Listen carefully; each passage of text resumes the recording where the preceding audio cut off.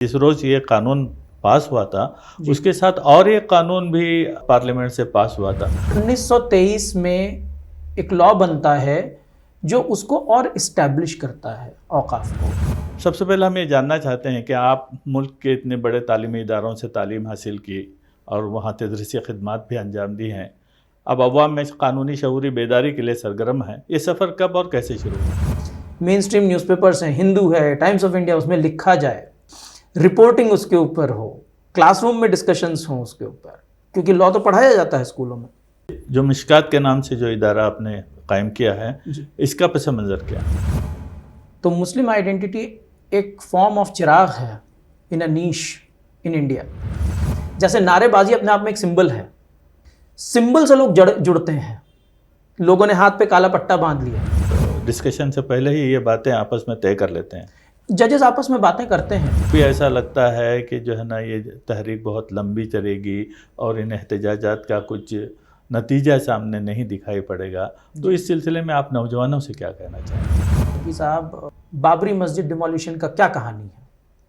Young लोगों से पूछें तो आपको इल्ला माशाल्लाह शायद ही कोई मिले जो आपको जानता हो। सही बात। इस बात बत्ती गुल होना, और भले 5 मिनट के लिए हो, और अगर ये एक न्यूज़ बनती है कि साहब मुल्क में 1 लाख लोगों ने इसको माना, इशू नॉन इशू को इशू बनाना, प्रोटेस्ट करना, एहतजाज करवाना, लोगों से मिलवाना, वो उनका प्रोफेशन है।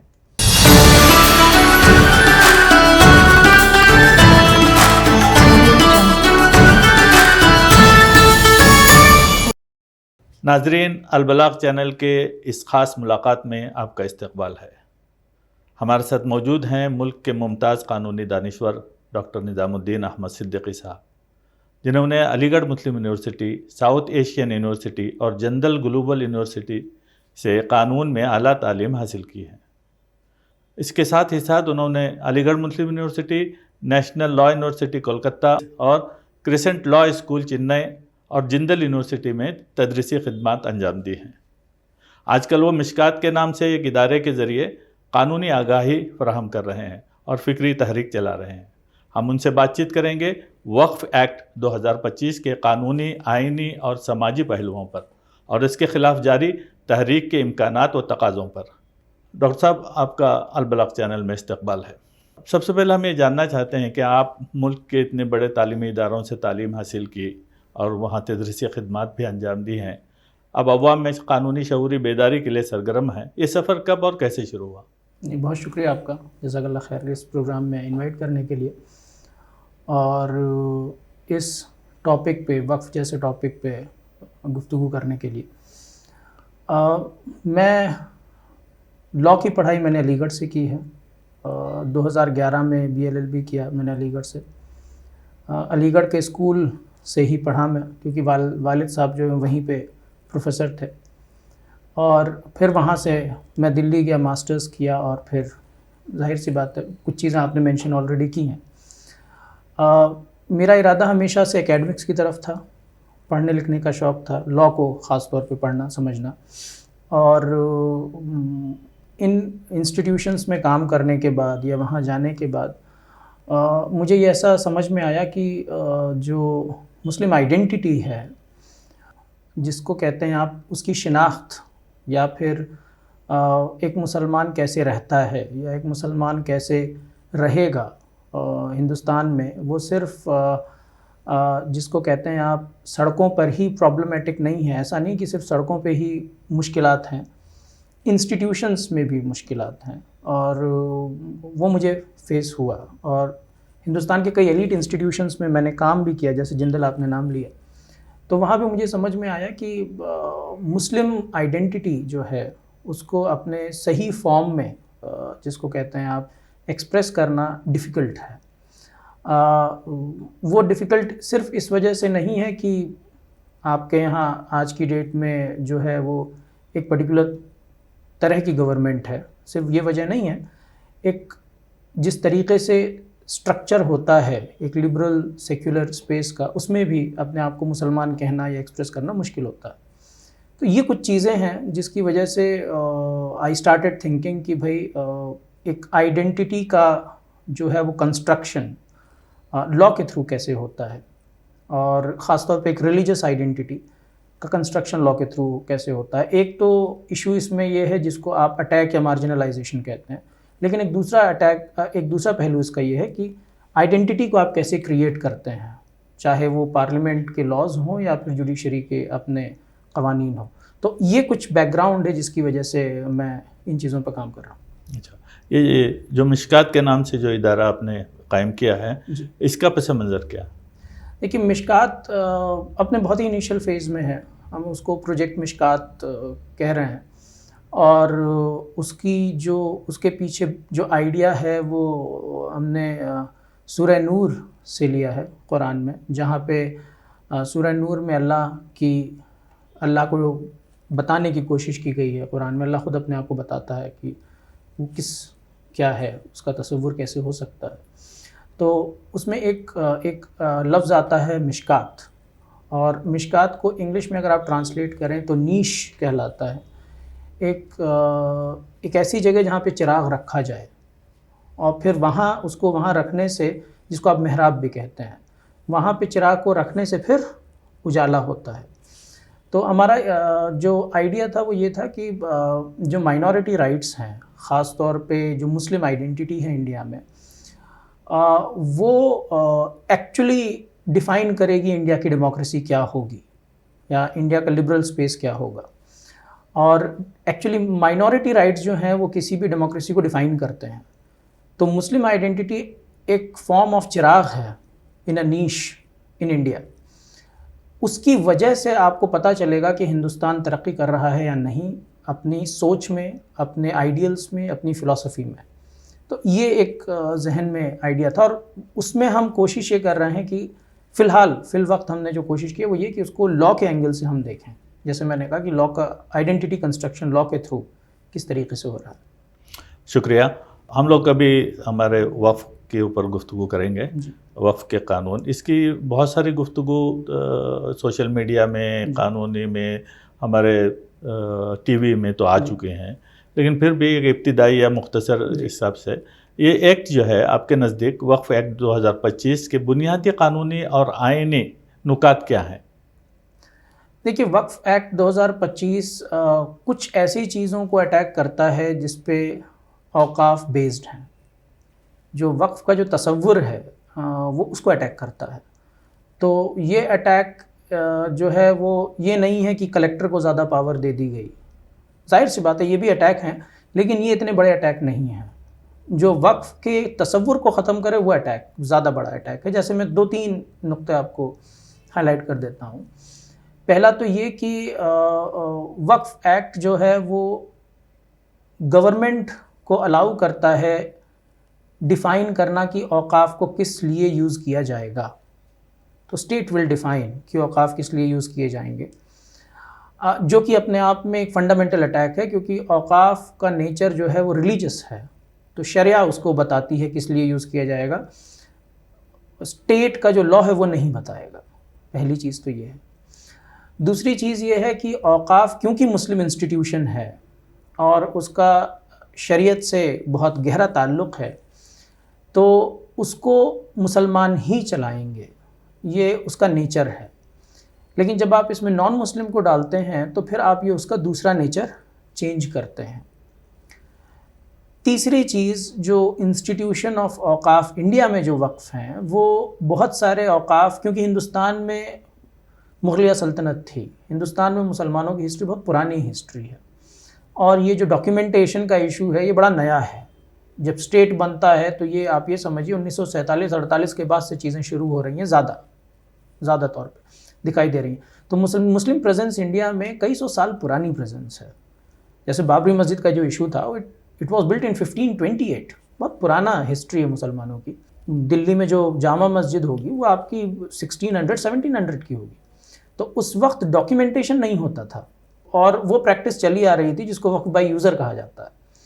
तो जिसको पहले लॉ में प्रोटेक्ट किया गया था, लेकिन ये वाला लॉ जो है वो उसको अटैक करता है। तो ये 2-3 बहुत मोटे जिसको कहते हैं पॉइंट्स हैं, जिनकी वजह से इस लॉ को आपको चैलेंज करना चाहिए और इस लॉ को एक्सेप्ट नहीं किया जा सकता कानूनी बेसिस पे। ये पूरे औकाफ के तसव्वुर ही की बुनियाद को ढा रहा है ये। इस अंदाज से। जी। अच्छा, ऐसा अभी इसका थोड़ा सा गहराई से मुतालिया करने से एक बात और चलती है कि जिस रोज़ ये कानून पास हुआ था उसके साथ और एक कानून भी पार्लियामेंट से पास हुआ था। उस कानून के क्या नुकात हैं, थोड़ा हमारे नाजरीन को बताइए। नहीं, देखिए 1913 में पहला कानून आया है हिंदुस्तान में वक्फ को लेके, जो स्पेसिफिकली वक्फ को लेके है। बाकी ट्रस्ट और एंडोमेंट्स को लेके तो 1870 में ही कवानीन पास हुए थे मद्रास में और कलकत्ता में, तो वो एक अलग चीज़ है। लेकिन स्पेसिफिकली वक्फ को लेके 1913 में 1913 में पहला कानून आया था जिसका नाम था मुसलमान वक्फ वैलिडेशन एक्ट। और उस कानून में जो है वो वक्फ अलल औलाद को प्रोटेक्ट किया गया था। अजम्पशन ये था कि वक्फ इलल्लाह, जिसको आप पब्लिक चैरिटी भी कह सकते हैं, पब्लिक वक्फ भी कहते हैं, वो डायरेक्टली इस्टेब्लिश होती है हज़रत उमर की जो हदीस है उससे, जो बुखारी में भी है, खैबर के, जी खैबर वाली हदीस जो बुखारी में भी है और तिरमिज़ी में भी है। तो पब्लिक वक्फ तो वहाँ से इस्टेब्लिश हो जाता है।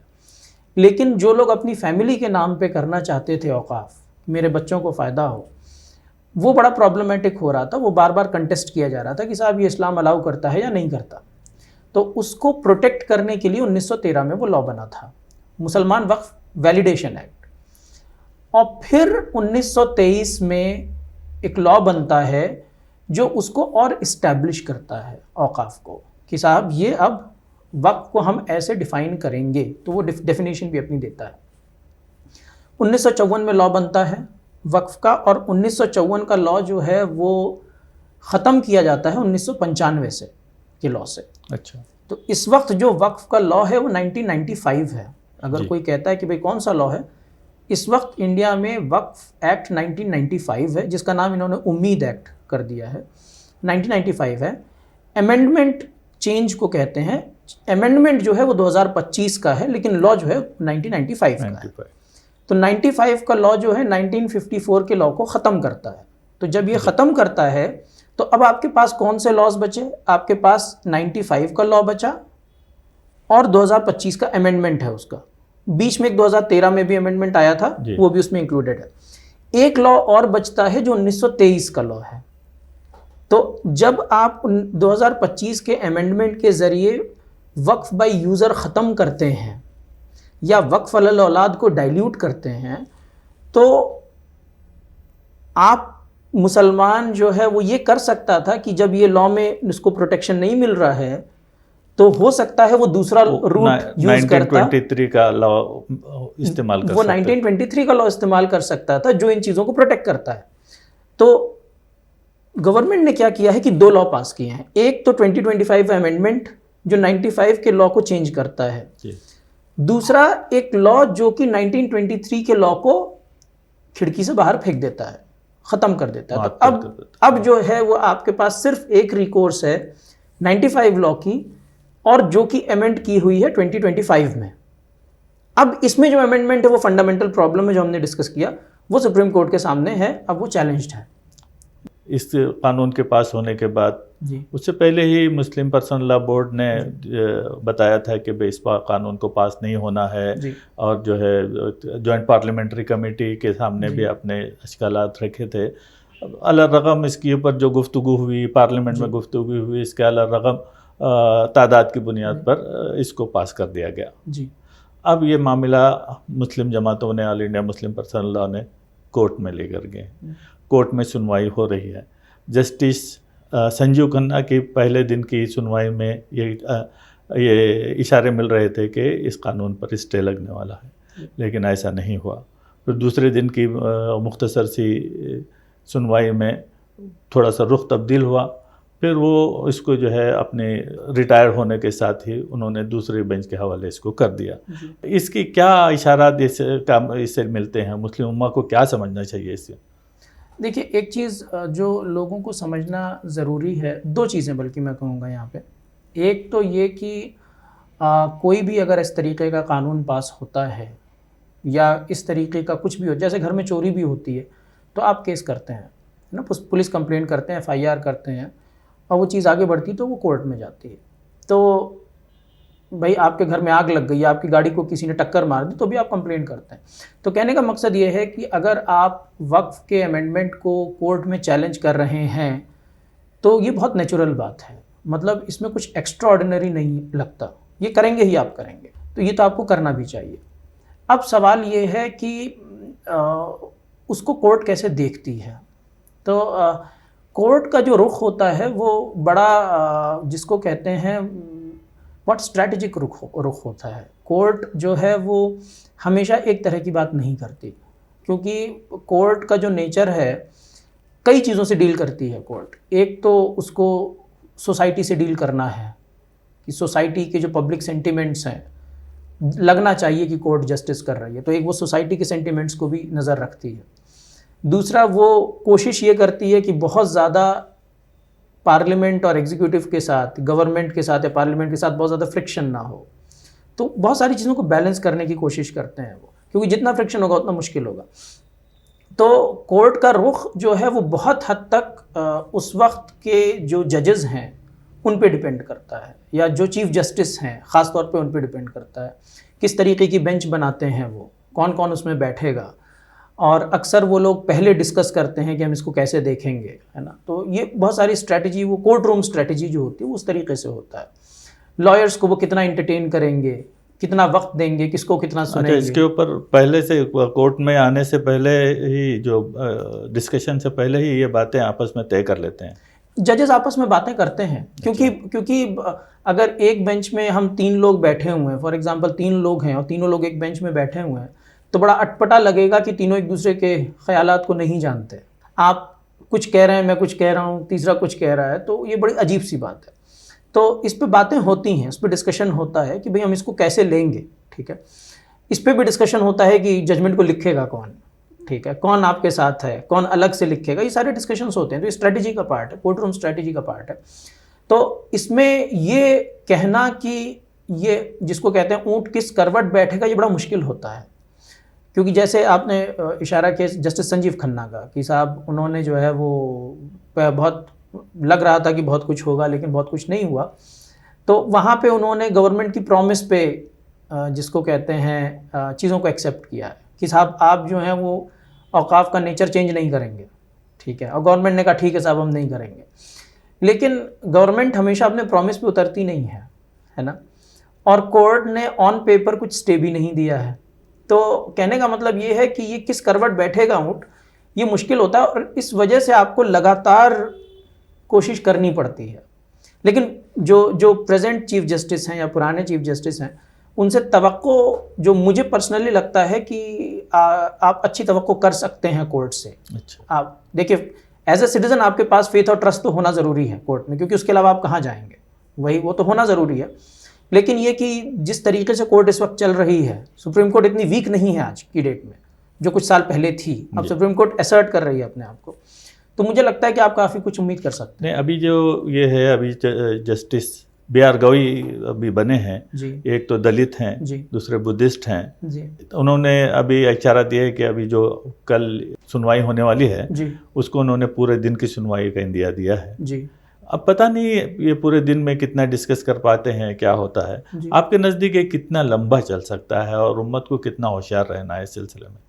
देखिए, एक बहुत, जो मुझे ऐसा लगता है कि एक बहुत बड़ी लड़ाई जो थी, जो आपने जीती है इस पूरे प्रोसेस में, जो सबसे बड़ी लड़ाई होती है वो सुप्रीम कोर्ट के सामने हियरिंग शुरू करवाने की लड़ाई होती है। अच्छा, क्योंकि एक ऐसी कोर्ट है जिसके पास 50 पैटर्न पड़े हुए हैं।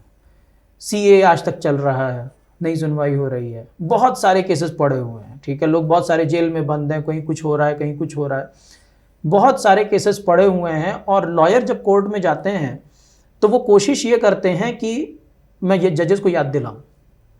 अपनी हियरिंग के दौरान वो कहते हैं साहब ये वाला भी देख लीजिए, जी जी, हम ये डिस्कस कर रहे हैं, साहब ये वाला अभी हुआ, देख लीजिए। जैसे अली खान महमूदाबाद साहब का जो है केस, जो उनको अरेस्ट किया गया, अगर इसको आप इमीडिएटली मेंशन करके हियरिंग नहीं करवाएंगे तो वो सालों जेल में पड़े रह जाएंगे, ठीक है। तो अब ये कोर्ट रूम स्ट्रैटेजी है कि लॉयर उसको मेंशन करके जज का फेवर कैसे लेता है, कि इस तरीके से मेंशन करे कि जज करे अच्छा ठीक है हम कल सुनेंगे इसको। सबसे बड़ी बैटल ये होती है।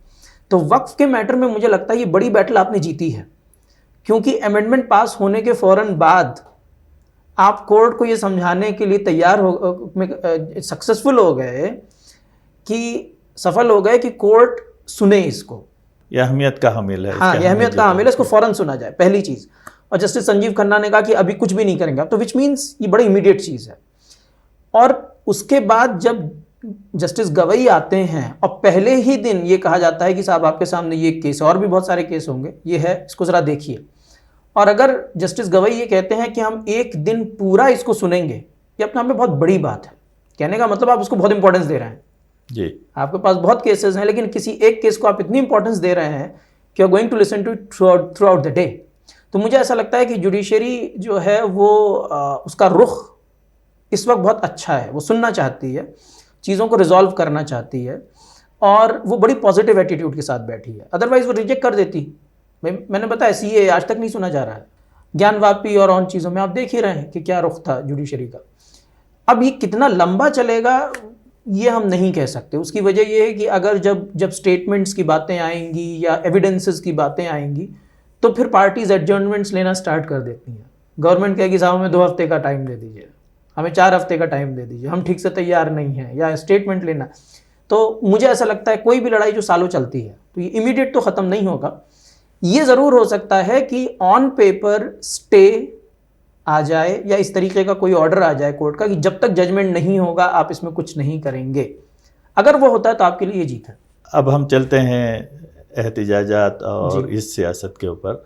All India Muslim personal law ने जो आप बेंगलुरु में जो उनका इजलास हुआ था, उस इजलास में पहले से ही ये बता दिया था कि भाई हम खामोश बैठने वाले नहीं हैं, हम सड़कों पर आने वाले हैं जी। और उन्होंने अपनी इस स्ट्रेटजी को अमली तौर पर कानून पास होने से पहले भी बताया, कानून पास हो रहा था उस वक्त भी उन्होंने इसका असर्ट किया, और उसके बाद पूरे हिंदुस्तान भर में मुसलमानों के ज़रिए ये एहतिजाजात चल रहे हैं। ये कितने मौसर हो सकते हैं, क्या जजमेंट पर इसके कितने असरात हो सकते हैं, इसके ऊपर कुछ बातें आप। देखिए, इसमें 2-3 चीज़ होती है। देखिए, एक तो पहली बात तो इंडिया डेमोक्रेसी है। जैसे मैंने कहा ना कि आप कोर्ट में जाते हैं, केस करते हैं, कोर्ट की हियरिंग होती है, ये बड़ी नेचुरल चीज़ है, ये तो आप करेंगे ही करेंगे, और उसको जितना आप अच्छे से करेंगे उतना अच्छा है, जितना लग के करेंगे। लेकिन वो अब कोर्ट का अपना प्रोसेस है, वो एक चीज़ है। लेकिन कोर्ट जो है वो सोसाइटी का पार्ट होती है ना, वो सुनती है। कोर्ट जजेस जो हैं वो इसी सोसाइटी में रहते हैं, वो भी न्यूज़ पढ़ते हैं, देखते हैं, समझते हैं। तो उनके रवैये को चेंज करने का एक बहुत अच्छा तरीका होता है ग्राउंड पे काम करना। अगर ग्राउंड पे पॉलिटिक्स होती है, अगर एहतजाजात होते हैं, स्टेटमेंट्स आते हैं, बहुत स्ट्रांगली आते हैं, तो जजेस भी उसको इग्नोर नहीं कर पाएंगे, क्योंकि वो भी सोसाइटी का पार्ट है ना। लेकिन ये एहतजाजात को सक्सेसफुल होने के लिए ये बड़ी इंपॉर्टेंट चीज़ है कि इसमें नॉन मुस्लिम्स जुड़ें।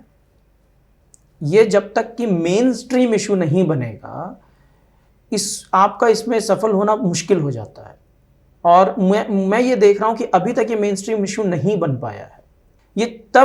ये ऐसा इशू होना चाहिए जिसको नॉन मुस्लिम्स या पिछड़े, जिसको कहते हैं कास्ट के लोग, हर दूसरा इंसान कहे साहब ये गलत है, ये ख़राब है, या और दूसरी माइनॉरिटीज़ आपके साथ खड़ी होंगी ज़रूर।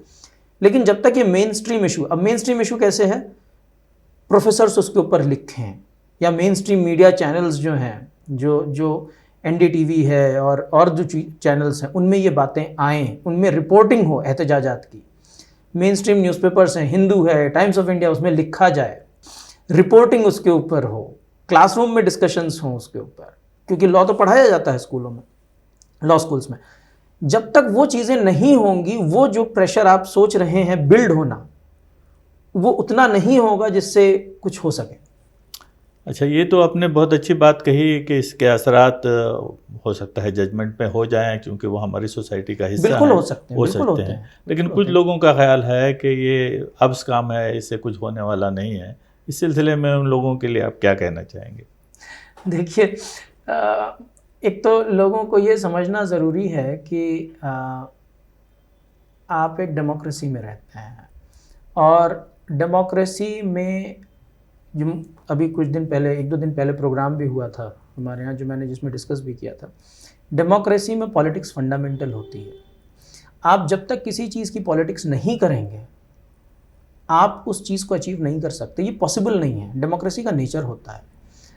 आप अगर ये समझें कि एहतजाज करना या लिखना या पढ़ना या बोलना जो है वो रेलेवेंट नहीं है, ये गलत है, क्योंकि हर इंसान अपना काम करता है। भाई अगर कुछ गलत हो रहा है ज़मीन पे तो मैं पॉलिटिशियन तो नहीं हूँ, ना ही मैं एक्टिविस्ट हूँ, ना ही मैं जर्नलिस्ट हूँ, मैं टीचर हूँ, मैं रिसर्चर हूँ। मैं क्या करूँगा, मैं न्यूज़पेपर में लिखूँगा या रिसर्च करूँगा। अब कोई ये कहे कि साहब वक्फ के ऊपर रिसर्च करने से क्या ही फ़ायदा है, आपने एक आर्टिकल लिख दिया उसका क्या फ़ायदा। ऐसे नहीं होता, हर इंसान अपना काम करता है। जब सारी चीज़ें जुड़ती हैं तब चीज़ें समझ में आती हैं, है ना। कुछ लोग उसको क्लासरूम में ले जाएंगे, कुछ लोग उस पर डॉक्यूमेंट्री बनाएंगे, कुछ लोग उसके वीडियोस बनाएंगे, कुछ लोग उस पर एहतजाज करेंगे, कुछ लोग न्यूज़पेपर में लिखेंगे, कुछ लोग आपस में डिस्कस करेंगे। ये जब सब मिलता है तब कुछ होता है। तो आप ये समझें कि मैं क्या कर सकता हूँ या वो जो काम कर रहे हैं वो गलत है, ऐसे नहीं होता है। आपको हर तरीके की चीज़ों को जब आप कंबाइन करेंगे तभी उसका कुछ असर होगा। ये बिल्कुल ऐसा होना चाहिए। ये मेन स्ट्रीम इशू कब बनेगा, जब आप जहां भी जाएं यही बात हो, टॉक ऑफ द टाउन बन जाए। Talk of the town. भाई आप क्लास में घुसे, स्टूडेंट कह रहा है सर ये बताइए वक्फ अमेंडमेंट पे क्या है, ठीक है। आप घर आए, आपके घर वाले पूछ रहे हैं ये बताइए आज की क्या अपडेट है। न्यूज़ खोल रहे हैं तो न्यूज़ वाला कह रहा है भाई देखिए इतना एहतजाज हो रहा है, ठीक है। आप कुछ पढ़ रहे हैं तो अरे देखिए न्यूज़पेपर में लिखा। जब तक ये सारी चीज़ें नहीं होंगी तब तक वो जिसको कहते हैं ना पब्लिक जिसको कहते हैं डिस्कोर्स का पार्ट जब तक नहीं बनेगी तब तक आप वो अचीव नहीं कर सकते। लेकिन पब्लिक डिस्कोर्स जो है वो इन्हीं छोटी छोटी चीज़ों से बनता है। मुख्तसर से हम एक जो all India Muslim personal law ने अपने पूरे 2 महीने या 3 महीने का जिन्होंने लाया अमल बनाया था उसमें एक थी वह बत्ती गुल। इसके ऊपर भी काफ़ी तनकीदें हुई माशरे में, सोशल मीडिया में, और वो देखे जाए तो एक सक्सेसफुल इवेंट रहा। उसको आप किस नज़रिए से देखते हैं और उस इवेंट को एनकैश करने के लिए और क्या करना चाहिए? देखिए एक चीज़ बड़ी इंटरेस्टिंग चीज़ जो हो सकता है सामीन को, कुछ लोगों को मालूम हो कुछ लोगों को ना मालूम हो, आपको ये समझना पड़ेगा कि जैसे मैंने कहा ना लिबरल डेमोक्रेसी किसको कहते हैं। ये लिबरल डेमोक्रेसी में हर चीज़ के मानी नहीं होते, चीज़ें सिंबॉलिक होती हैं, है ना। सिंबल्स के थ्रू चीज़ें होती हैं। जैसे नारेबाजी अपने आप में एक सिंबल है, सिंबल से लोग जुड़ते हैं। लोगों ने हाथ पे काला पट्टा बांध लिया, अपने आप में कुछ भी नहीं है ये, काला पट्टा बांधने से कुछ भी नहीं होता, लेकिन ये सिंबल से बहुत चीज़ें होती हैं जी।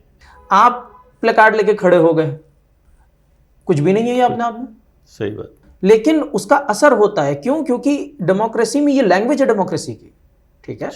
सिटीजन की लैंग्वेज है। सिटीजन भाई जब सारी पावर स्टेट के पास है, सारे हथियार स्टेट के पास हैं, सारी पावर स्टेट के पास है, सिटीजन क्या कर सकता है बताइए? एक आम शहरी क्या कर सकता है सिवाय एहतजाज के?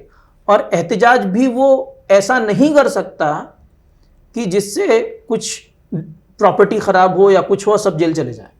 तो वो प्रोटेस्ट भी पीसफुल ही कर सकता है क्योंकि सारी पावर तो स्टेट के पास है।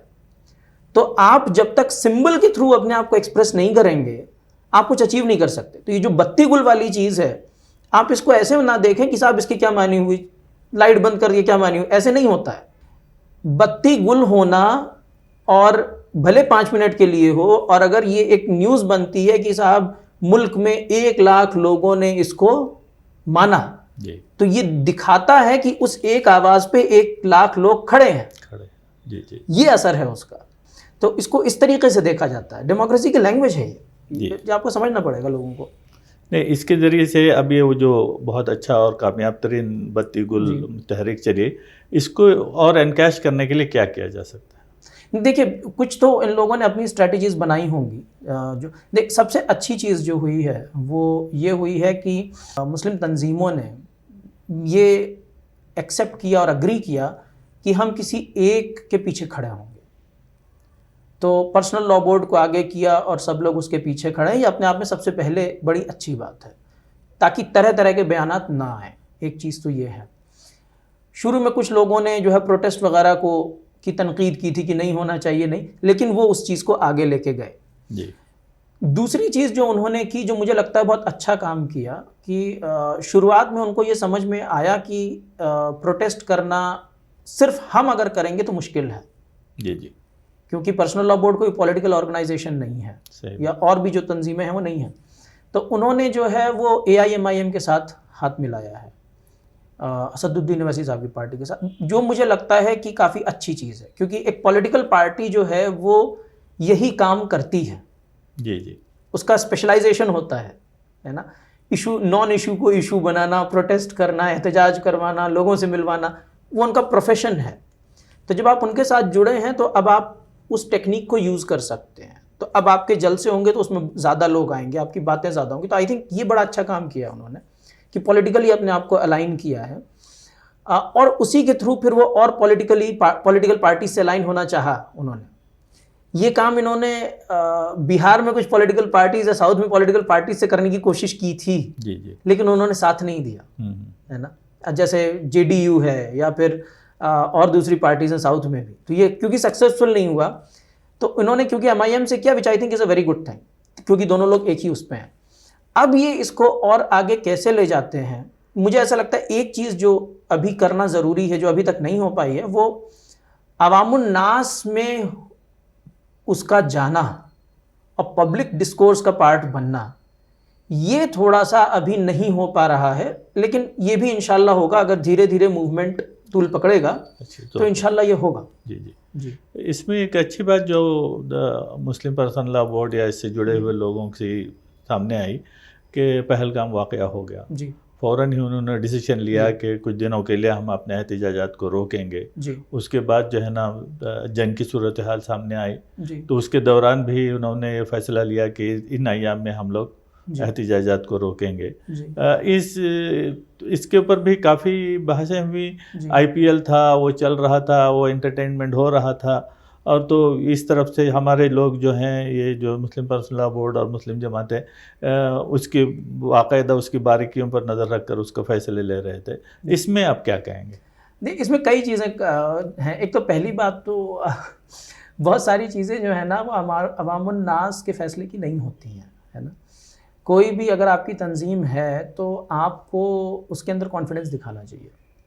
तो क्योंकि वहाँ जो लोग बैठे हैं वो एक्सपीरियंस लोग हैं, है ना। मैं ये नहीं कह रहा हूँ कि उनसे गलती नहीं होती है गलती, मिसकैलकुलेशन भी होता है, ब्लंडर्स भी होते हैं, लेकिन आप उनको सिरे से खारिज नहीं कर सकते, क्योंकि वो भी कुछ सोच रहे हैं, है ना। ग्राउंड पे हैं, वो सिचुएशन को देख रहा है, तो वो उनका स्ट्रैटेजिक फैसला है। मुझे लगता है वो अच्छा फैसला है। उसकी वजह यह है कि अगर लोगों को ये लगता है कि हम बहुत ज़्यादा एहतजाज कर दें और काम, ये बहुत लंबी लड़ाई है जी, और लंबी लड़ाई में जो है सब्र से काम लिया जाता है, धीरे धीरे चीज़ें बिल्ड होती हैं, एकदम से चीज़ें नहीं होती हैं।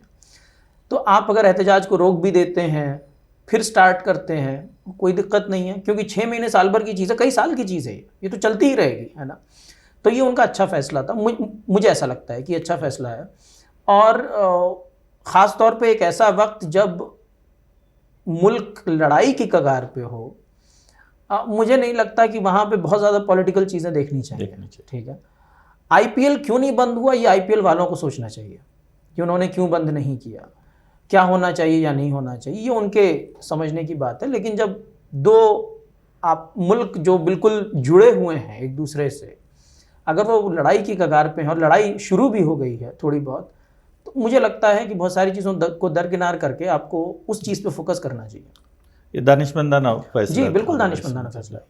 अब जो है आपने जो गैर मुस्लिमों से, बरादरान वतन से उनका साथ लेने की बात की, हमने देखा यहाँ कर्नाटक में ख़ास करके हमारे एहतजाजात में बरादरान वतन भी आ रहे हैं जी, और हमारे यहाँ से जो नारे लग रहे हैं उसमें एक जय भीम का नारा भी लग रहा है, बहुत अच्छा है। और दलितों को और NGOs के जो हमारे हम ख्याल हैं, इन लोगों को भी हम यहाँ के प्रोग्रामों में बुला रहे हैं, उनसे तकरीरें करवा रहे हैं, और कड़ी हम जितनी तनकीदें नहीं करते उससे ज़्यादा वो सख्त तनकीदें वो भी कर रहे हैं।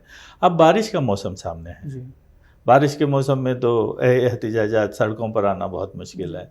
तो इस सिलसिले में इन अय्याम में आप जो है क्या मशवरे देंगे मुस्लिम पर्सनल लॉ बोर्ड को हो या जो इस काम को आगे लेकर जाने वाले हैं, इसके लिए क्या मशवरे देंगे, कैसे इस तहरीक को ज़िंदा रखा जाए? नहीं, देखिए पहली बात तो ये कि जैसे मैंने कहा ना कि वो लोग वैसे भी जिसको कहते हैं चीज़ों को ज़्यादा समझते हैं, बड़े लोग हैं, तो उन्होंने ख़ुद भी स्ट्रेटजी बनाई होगी इन चीज़ों की। लेकिन मुझे ऐसा लगता है कि जैसा मैंने कहा ना, प्रोटेस्ट सिर्फ सड़क पे नहीं होता है ना। प्रोटेस्ट के बहुत तरीक़े होते हैं। अभी ये इंटरव्यू हो रहा है, ये अपने आप में कंट्रीब्यूशन है। अब सवाल ये है कि किस काम में कितनी बरकत है, तो किस काम से कितना असर होगा या किस काम में कितनी बरकत है या किस काम के ज़रिए क्या हो जाएगा, ये अल्लाह बेहतर जानता है। ये हमारे हाथ में नहीं है। कई बार जो है एक स्पीच से लड़ाइयाँ हो जाती हैं जी, कई बार पूरी मुहिम करने से कुछ नहीं होता है, तो ये अल्लाह डिसाइड करता है। तो इसमें छोटे छोटे काम जो हैं लोगों के, उनको इग्नोर नहीं करना चाहिए। प्रोटेस्ट सिर्फ सड़क पे नहीं होता जी, हर चीज़ का कंट्रीब्यूशन होता है। और अगर आप इसको शरीयत की निगाह से देखेंगे, जो हमने उस दिन डिस्कस भी किया था, कि अगर आप इसको शरीयत की निगाह से देखेंगे तो अल्लाह आपसे ये नहीं पूछेगा कि साहब आपने क्यों नहीं, आप सक्सेसफुल क्यों नहीं हुए। जी, जी, अल्लाह सिर्फ आपसे ये पूछेगा कि आपने किया क्या, किया क्या। है ना। तो आप ये देखिए आप क्या कर सकते हैं, और साथ में खड़े होने की ज़रूरत है। बहुत ज़्यादा तनकीद करने से कोई फ़ायदा नहीं है, क्योंकि तनकीद करना कोई बड़ी चीज़ नहीं है ना। तनकीद उन चीज़ों की होनी चाहिए जिनकी सच में होनी चाहिए, लेकिन हर चीज़ की तनकीद जो अच्छी चीज़ नहीं होती है ना। जब ये टाइम ऑफ क्राइसिस है, ये जी, जी, यहाँ पे आपको साथ में खड़ा होना चाहिए, बातचीत करना चाहिए और ये कहना चाहिए कि भाई मैं किस तरीके से कंट्रीब्यूट कर जी, सकता हूँ। जी। अब हमारे सामने एक और मसला ये है कि हमारे साथ इस तहरीक में नौजवान जुड़े हुए हैं जी और बड़े जोश व खरोश के साथ जुड़े हुए हैं। जी और कभी ऐसा लगता है कि जो है ना, ये तहरीक बहुत लंबी चलेगी और इन एहतजाजात का कुछ नतीजा सामने नहीं दिखाई पड़ेगा। तो इस सिलसिले में आप नौजवानों से क्या कहना चाहेंगे? नहीं, देखिए, नौजवानों को जोड़ना तो बहुत ज़रूरी है। नौजवानों को जोड़ना इसलिए ज़रूरी है क्योंकि इस पे तो खैर बहुत रिसर्च भी किया है लोगों ने। ये जो मॉडर्न एजुकेशन सिस्टम है, वो आपको आपकी तारीख़ से दूर करता है, आपकी शनाख्त से दूर करता है। और ये मतलब मैं नहीं कह रहा हूँ, इसको इस पर तो बाकायदा रिसर्च हुई, और ये इंडिया की नहीं है, ग्लोबली इस पर रिसर्च है। मॉडर्न जो एजुकेशन सिस्टम है, बहुत सारी चीज़ों को वो इस्टेब्लिश करता है। उसके बाद हिंदुस्तान में जो मुस्लिम हिस्ट्री है वो अपने आप में बड़ी कंटेस्टेड है, जी, क्योंकि अनफॉर्चुनेट चीज़ जो 1947 में हुई, हिंदुस्तान और पाकिस्तान का तकसीम होना, वो उसने हिंदुस्तान के मुसलमानों की शिनाख्त पे बहुत गहरी चोट मारी है। तो मुस्लिम हिस्ट्री या मुस्लिम आइडेंटिटी वैसे भी बहुत लोगों को नहीं मालूम। आप अगर रैंडमली अगर आप किसी से पूछें कि साहब बाबरी मस्जिद डिमोलिशन का क्या कहानी है, यंग लोगों से पूछें, तो आपको इल्ला माशाल्लाह शायद ही कोई मिले जो आपको जानता हो इस बात को। कोर्ट का फैसला लोगों को मालूम होगा, लेकिन ये नहीं मालूम होगा कि एक बाबरी मस्जिद एक्शन कमेटी भी बनी थी और 30-40 साल लंबी लड़ाई लड़ी है लोगों ने। कई लोगों ने अपनी ज़िंदगी लगा दी उसके ऊपर और अपना करियर ख़त्म कर दिया सिर्फ एक चीज़ के ऊपर, है ना। तो वो नहीं है।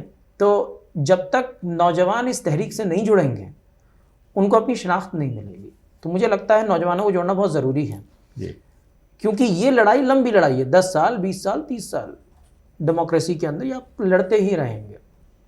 दूसरी बात, अब कंट्रीब्यूशन क्या होगा, क्या हमको कुछ मिलेगा या नहीं मिलेगा, आप जो हैं वो आपका मुझे ऐसा लगता है, देखिए दीन भी यही कहता है, कोई इंसान गारंटी के साथ कह सकता है कि वो जन्नत में जाएगा नहीं। तो किस चीज़ का क्या हासिल है वो अल्लाह डिसाइड करेगा, है। तो ये तो दीन का पार्ट है। तो मैं जो कर रहा हूँ उससे क्या हासिल होगा, ये सवाल तो आपका है ही नहीं ना। सवाल, ये सवाल जो है, इस सवाल का जवाब सिर्फ अल्लाह देता है कि आपके काम से कितना आगे जाएंगी चीज़ें, आप क्या कुछ कर पाएंगे, आप कितने दिन ज़िंदा रहेंगे, ये मुहिम कितनी लंबी चलेगी, ये अल्लाह बेहतर जानता है और किसी को नहीं मालूम। जी जी आपने गुफ्तगू में आपने कहा कि इसको मेन स्ट्रीम में लाने के लिए, इस गुफ्तगू को, इस तहरीक को बरादरान वतन के दूसरे तबक़ात से, दलित हैं, शेड्यूल कास्ट लोग हैं, बैकवर्ड क्लासेस के लोग हैं, दूसरे बहुत सारे NGOs हैं जो हमारे साथ काम करना चाहते हैं, हक़ की आवाज़ उठाना चाहते हैं। तो इनको साथ में लेने के लिए और क्या क्या किया जा सकता है, कुछ मशवरे हैं?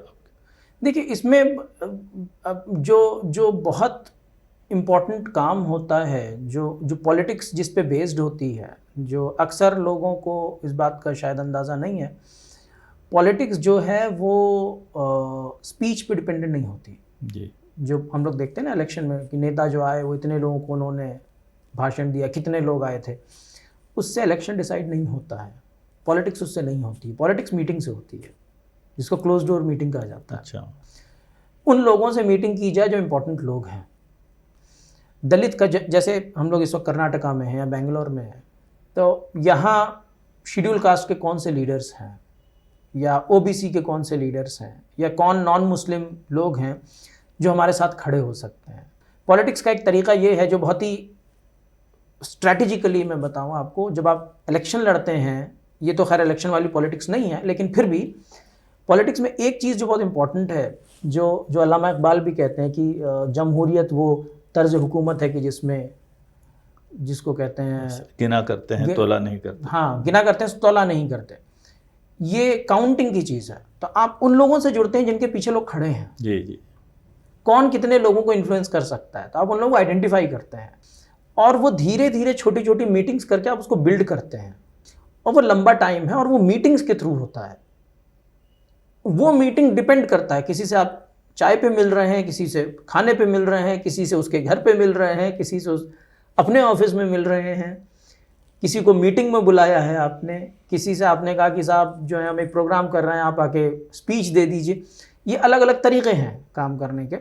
लेकिन जब तक आप, जिसको लॉबिंग कहते हैं या मीटिंग कहते हैं, जब तक आप ये नहीं करेंगे जी वो पॉसिबल नहीं होगा। और ये होता है, ये पब्लिक व्यू में नहीं होता, क्लोज डोर, ये क्लोज डोर मीटिंग्स होती हैं। ये दिखाई देने वाली चीज़ें नहीं होती हैं जो हर कोई करता है। ये this is the method, democracy में मेथड है ये हिंदुस्तान में मुसलमानों ही के साथ मसाइल नहीं है जी, बहुत सारे दूसरे लोग भी मसाइल में उलझे हुए हैं जी।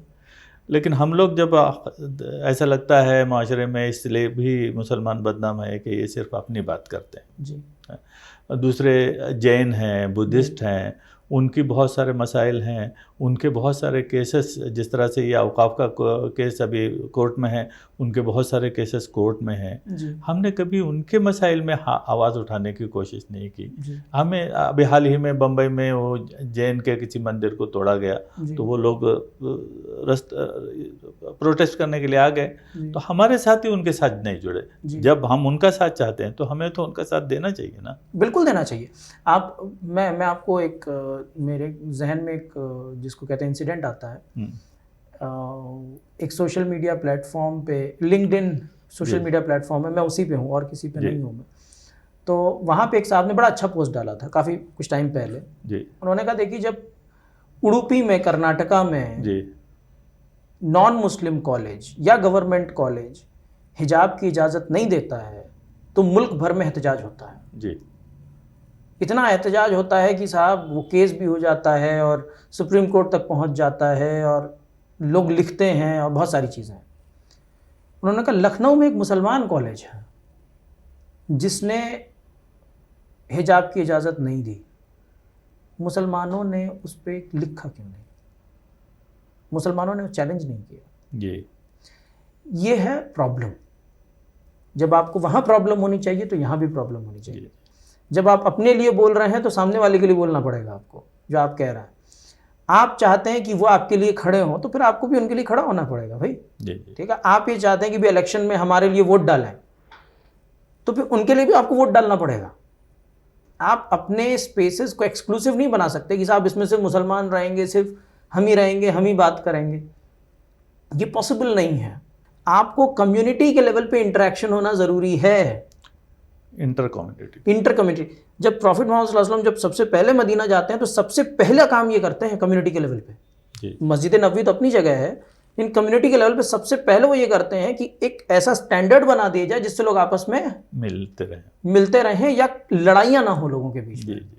तो ही न्यू कि ये बहुत फंडामेंटल चीज़ है। लोगों का आपस में इंटरेक्शन कैसे होगा, लड़ाई ना हो, लोग एक दूसरे के साथ कैसे रहें, एक दूसरे से इंटरफेयर ना करें, लड़ाई में एक दूसरे के साथ खड़े हों। भाई उस वक्त की लड़ाई क्या थी? जंग। तो उस वक्त की क्या ट्रीटीज़ क्या थी कि अगर मुसलमानों के खिलाफ कोई जंग लड़ता है तो हम सब मिलकर उसका लड़ाई करेंगे। तो आज की डेट में वो डेमोक्रेसी की लड़ाई आप समझ लीजिए, ठीक है। जब मुसलमानों पे कुछ होगा तो सब खड़े होंगे, जब किसी और पे खड़ा होगा तो हम सब खड़े होंगे। तो ये तो आपको करना पड़ेगा ना alliance इस ऐसी तरीके एक का। ट्रीटी बनाने में बनाने की कोशिश करनी ये चाहिए। अंडरस्टैंडिंग डेवलप होना डेवलप ज़रूरी होना है जरूरी है ना, वो लीडर्स के थ्रू होगी ये जी, डेवलप। जी। एक आखिरी सवाल, जी क्या इस मसले को अगर यहाँ पर हल होता नज़र नहीं आए जी। तो क्या इंटरनेशनल फोरम्स के ऊपर इसको उठाया जा सकता है? देखिए, चीज़ें जो हैं वो एक के बाद एक नहीं होती हैं। इसमें कोई ये नहीं कि पहले ये फिर ये फिर ये, ऐसे नहीं होता है। आप जब प्रेशर बिल्ड करते हैं तो आप हर तरफ से प्रेशर बिल्ड करते हैं, तो आप सारे काम एक साथ करते हैं।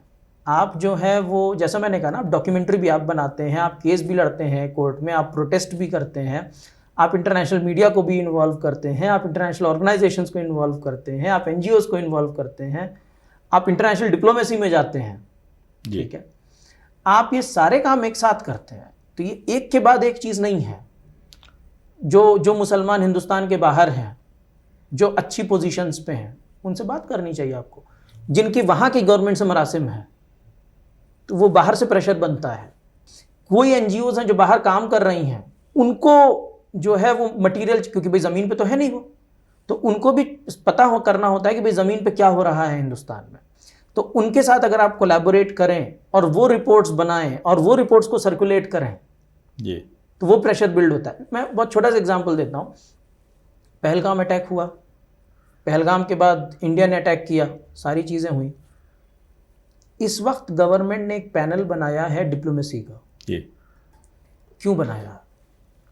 गवर्नमेंट ने इसलिए डिप्लोमेसी का पैनल बनाया है क्योंकि उसको मालूम है कि ये सिर्फ लड़ाई बंदूक की और बम की नहीं है, ये नैरेटिव की लड़ाई है। नैरेटिव की लड़ाई। ठीक है, ये नैरेटिव की लड़ाई भी है, और नैरेटिव की लड़ाई के लिए डिप्लोमेसी की जाती है। तो ऐसा ना हो कि इंडिया की इमेज ख़राब हो, या ऐसा ना हो कि पाकिस्तान की इमेज अच्छी हो जाए, ऐसा ना हो कि लोग कहें कि भाई इंडिया ने सही काम नहीं किया। तो आप हर तरीके से काम करते हैं, आप अपने लोगों से भी जुड़ते हैं, अपनी मीडिया में भी बाइट्स देते हैं। ठीक है, आप ये कहते हैं कि साहब ये सारी चीज़ें डिस्कस नहीं करनी चाहिए, पॉलिटिसाइज नहीं होना चाहिए। साथ ही साथ आप इंटरनेशनल भी जाते हैं जी। कि आप उनसे भी जुड़ें, ताकि चीज़ें जो हैं एक बहुत ही अच्छी इमेज बन के रहे हमारी, ताकि हमारे रिलेशंस ख़राब ना हो। जी। क्योंकि इंडिया में, जैसे एग्जांपल और दूं, इंडिया और टर्की के रिलेशन इस वक्त स्ट्रेंड हैं, जी। है ना। अब इंडिया और टर्की के रिलेशन स्ट्रेंड होने का मतलब क्या है? डिप्लोमेसी के लेवल पे टर्की के साथ जो लोग होंगे उनके रिलेशन इंडिया से स्ट्रेंड होंगे, ऑटोमेटिक है ये। ठीक है, अब ये चीज़ और बढ़ेगी तो फिर इंडिया का रिलेशंस और स्ट्रेन होंगे, क्योंकि इधर पाकिस्तान है, पाकिस्तान मुस्लिम मुल्क है, मुस्लिम मुल्क के बहुत सारे ममालिक हैं दुनिया में। जी। जी। तो वहाँ प्रॉब्लम होगी। तो उसका तरीका क्या है? बाहर निकलना, जाके लोगों से मिलना, रिलेशनशिप बिल्ड करना। ये काम आपको भी करना पड़ेगा, और ये काम हर लेवल पे करना पड़ेगा आपको, चाहे आप डिस्ट्रिक्ट लेवल पे करें, चाहे स्टेट लेवल पे करें, नेशनल करें, चाहे इंटरनेशनल करें। You will have to do it all at the same time. जी। जज़ाकल्लाह डॉक्टर साहब, आपके मुदल्लल और बसीरत अफरोज़ गुफ्तगू के लिए हम तहे दिल से आपका शुक्रिया अदा करते हैं। नाज़रीन गिरामी, ये महज एक इंटरव्यू नहीं, ये उम्मत की इज्तिमाई शऊर की पुकार है। कानून की पेचीदगियों को समझना, इंसाफ के रास्ते पर डटे रहना और इज्तिमाई मफाद के लिए बेदार और मुत्तहिद होना आज हमारे सबसे बड़ी ज़िम्मेदारी है। जी। हम आपसे दरख्वास्त करते हैं कि इस गुफ्तगू को ज़्यादा से ज़्यादा आम करें और अलबलाग चैनल को यूट्यूब, फेसबुक और इंस्टाग्राम पर फॉलो करें, ताकि ऐसे और मुअस्सर मवाद तक रसाई हासिल रहे। अल्लाह ताला हम सब को हक़, हिकमत और हिम्मत अता फरमाए। आमीन। वाखिर दावाना अल्हम्दुलिल्लाहि रब्बिल आलमीन। आगे फिर और किसी अहम शख्सियत से आपकी मुलाकात कराते हैं। उस वक्त तक के लिए अल्लाह हाफ़िज़।